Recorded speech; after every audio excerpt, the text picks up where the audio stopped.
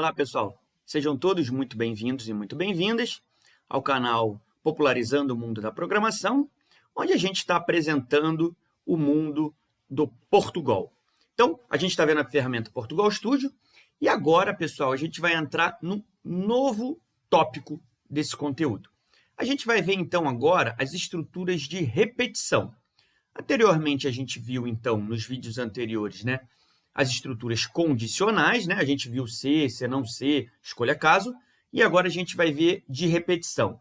Veremos o comando para, faça, faça enquanto e enquanto. Então, são esses três comandinhos. Mas o que venham ser as estruturas de repetição? Bem, como o próprio nome diz, né, desse tópico, vão ser comandos que vão repetir outros comandos. Então, ao invés da gente escrever várias vezes um mesmo trecho de código, a gente pode utilizar esses comandos, vamos configurá-los, e eles então realizam uma repetição para a gente. Por exemplo, um exemplo hipotético. Imagine que você tenha que mostrar uma mensagem 1000 vezes na tela. Então, ao invés da gente escrever o comando escreva com a mensagem 1000 vezes, né, 1000 linhas, a gente coloca uma estrutura de repetição, colocamos apenas um comando do que a gente quer que apareça, e aí o próprio comando vai repetir, então, 1000 vezes. Beleza? Vamos, então, conhecer um pouquinho da teoria dele agora. Então, ó, estruturas de repetição são comandos que vão repetir uma sequência de instruções ou comandos, N vezes. Esse N, pessoal, vai ser determinado pela nossa configuração. Então, a gente vai criar uma condição. Assim como a gente criava lá nas estruturas condicionais, a gente também vai criar condições aqui. Enquanto a condição for verdadeira, o algoritmo vai ficar repetindo. A partir do momento que a condição for falsa, o algoritmo então para de repetir e continua a executar o algoritmo fora das estruturas de repetição. Tudo bem? Dependendo do livro, do vídeo, do material que você vai se aprofundar um pouco, né? Você pode encontrar esse mesmo conteúdo sendo chamado de laços ou loops. Então, pessoal, como eu já falei, vão ser três comandos que a gente vai ver. Para, faça enquanto e o enquanto. Porém, esses três comandos, pessoal, eles têm três partes iguais. Mas que partes são essas? Que em todos eles, a gente vai ter que ter a inicialização, uma condição e uma atualização. Essa atualização, pessoal, pode ser adicionando um valor, ou seja, incrementando algum valor que já existe, ou decrementando, beleza? Diminuindo um valor que você tenha definido. Então, isso a gente tem que ter bem na nossa mente. A gente sempre precisa ter esses três itens nas nossas três estruturas de repetição, beleza? Vamos começar com o primeiro, que é o para. Então, como é que funciona o comando para?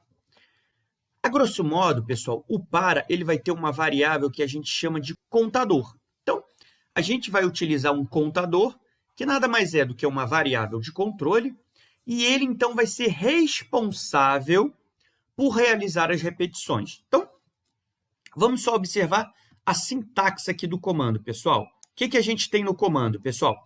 A gente tem a palavra para, beleza? Em seguida, a gente começa, então, dentro dos parênteses, com a inicialização. Então, lembra? Aqueles três passos que a gente tinha que ter em todas as estruturas de repetição.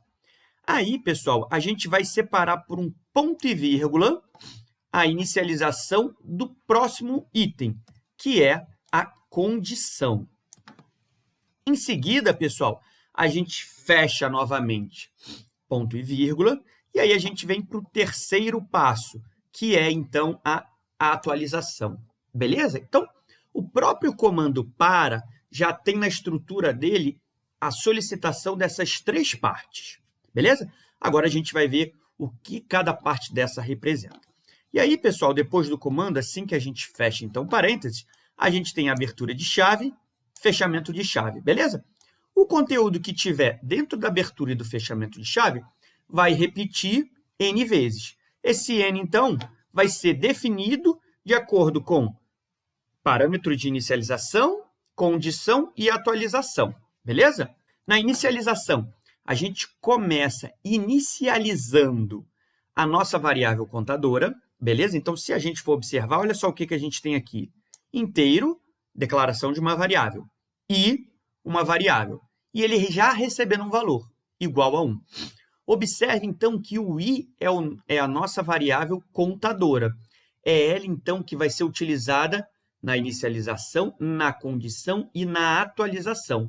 Esses 3 parâmetros vão utilizar o contador para realizar as repetições. Então, temos aqui a inicialização.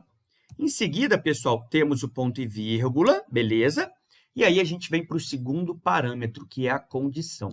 Observa aqui a condição, pessoal. Olha só o que a gente tem. O i, que é a nossa variável contadora, e uma condição.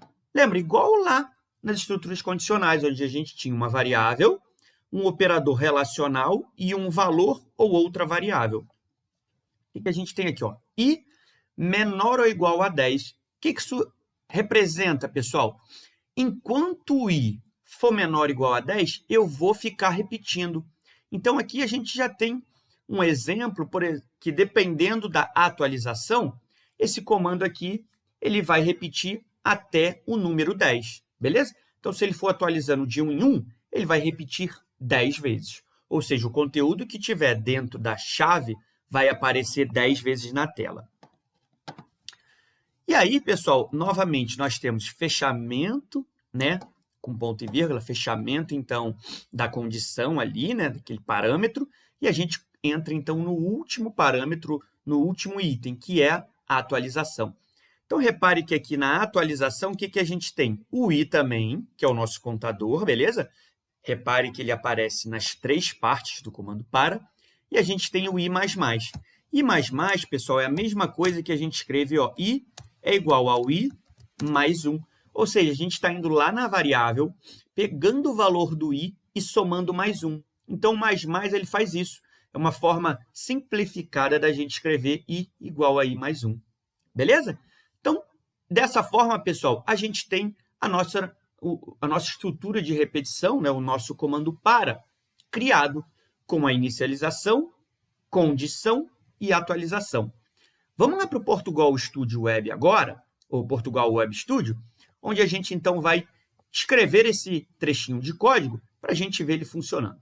Já de volta aqui no Portugal Web Studio, pessoal, a gente vai criar, então, como a gente falou, uma estrutura de repetição, tá? Então, ó, para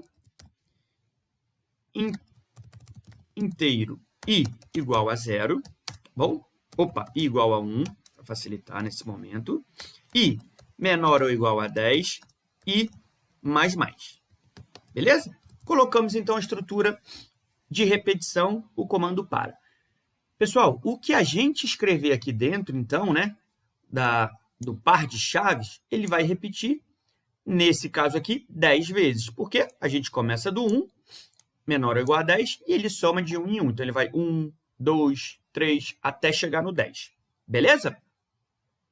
O que eu vou colocar? Pessoal, aqui dentro eu posso colocar o que eu quiser, tá bom? A gente pode ter declaração de variável, a gente pode ter o comando escreva, podemos ter o comando leia, podemos ter estruturas condicionais, podemos ter outras estruturas de repetição dentro dele, tá bom? Outro comando para, a gente pode ter o que a gente quiser. Não existe limite, tá bom? Só para a gente testar, eu vou colocar aqui uma mensagem boa tarde. Vou colocar uma mensagem assim, ó. Bom dia, boa tarde ou boa noite. E aí, para a gente ver que ele está atualizando, pessoal, olha só o que eu vou fazer. Depois de escrever o bom dia, eu vou mandar mostrar o valor da variável i. Por quê? Que aí a gente vai ver que ela realmente é atualizada dentro do comando para. Então, ó, eu vou colocar um tracinho aqui e vou colocar o valor do i. Beleza? Vou dar um /n aqui só para ir pular a linha. E aí, vamos mandar rodar esse código. O programa rodou. E aí, vamos ver o que tem na saída, pessoal. Reparem, ó, mostrou a mensagem bom dia, vírgula, boa tarde ou boa noite e o valor do i. Beleza? Lembra, ó, o i começou do 1. Né? Olha lá. O i começa do 1. Então, ó, a primeira vez ele mostra 1. Depois, o que ele vai fazer? Ele vai incrementando de 1 em 1. Então, repara que depois ele foi para 2, ele foi para 3, ele foi para 4. Beleza? Então, ele realmente incrementou. Vamos só fazer uma alteração aqui agora, para vocês verem a atualização.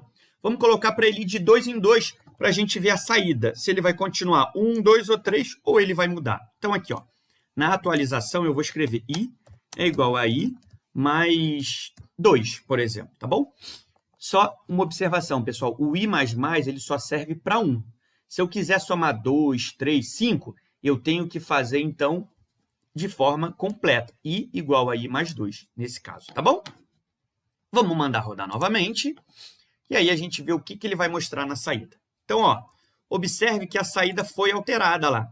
Antes ele mostrou 1, 2, 3, 4, 5. Agora, ó, como é de 2 em 2, a gente começou com o número ímpar, né? O 1.